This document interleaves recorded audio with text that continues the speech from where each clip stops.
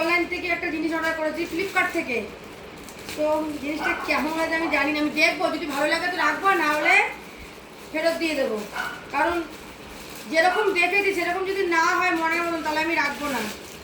কিন্তু তোমরা দেখে বলো তো জিনিসটা কেমন হয়েছে। কালারটা তো ভালো লাগছে, আর এই কালার আমার কাছে ছিল না। ও মা, সুন্দর তো কালারটা, আমার সুন্দর, কি সুন্দর। হ্যাঁ তো, হ্যাঁ হ্যাঁ সুন্দর সুন্দর তো। দেখি দাম বন্ধুরা বেশি না, এটা কিন্তু খুব একটা সবুজ কালার না, হালকা কালার। দাম নিয়ে হচ্ছে 345 টাকা। ওন্না এটা হচ্ছে ব্লাউজ পিসটা বানাবো, খুব সুন্দর কালার হচ্ছে। এরকম একটা কাপড় দিদি অর্ডার করা, তবে দিদিটা একটু ডিপ বেশি, আমারটা অতটা ডিপ না। এই দেখো সুন্দর কালারটা, সুন্দর না আমার? এই কালারের কাপড় আমার ছিল না, এই দেখো। ওহো সুন্দর তো।